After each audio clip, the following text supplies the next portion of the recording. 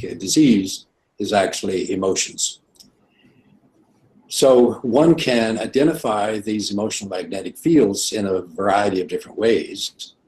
First of all, work by Eileen McCusick and others have shown that we're all surrounded by this magnetic field that goes out about 5 feet, and that 5 feet out or so is birth, and right up next to the body is today. And so emotions are sort of like you're listening to an orchestra, but one of the instruments in the orchestra is out of tune. And so you notice that it's making a really weird sound.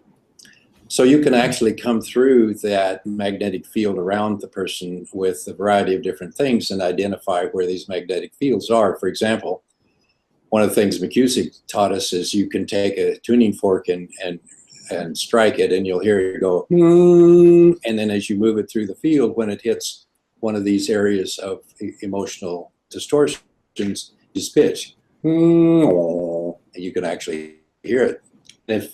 Or you can put a pendulum right where you find it, and you'll see the pendulum spins counterclockwise if there's an emotional distortion there, spins clockwise if there isn't.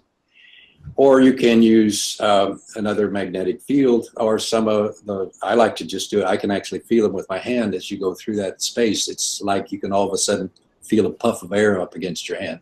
Nevertheless, the point is, you find these magnetic fields, and they are stored primarily in the teeth that affects that circuit.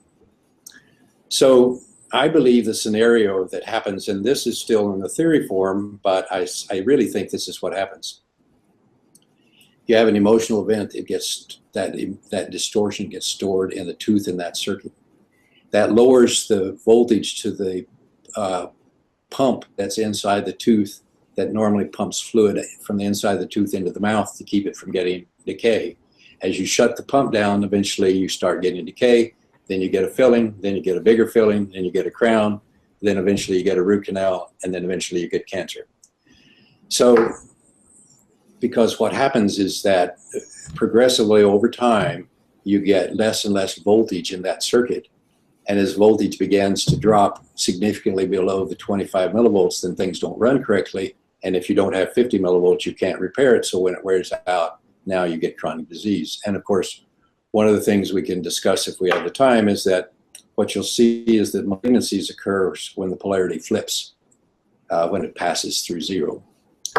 So the point is then that you'll find that you have, when you find a circuit that has low voltage, you almost always will find that there's either emotion and or infection in the corresponding tooth on that side of the body in that acupuncture circuit. How do you figure out that, yeah, that seems to be the correct thing? You simply have a person put their thumb and ring finger together and teach them how strong they are. Or over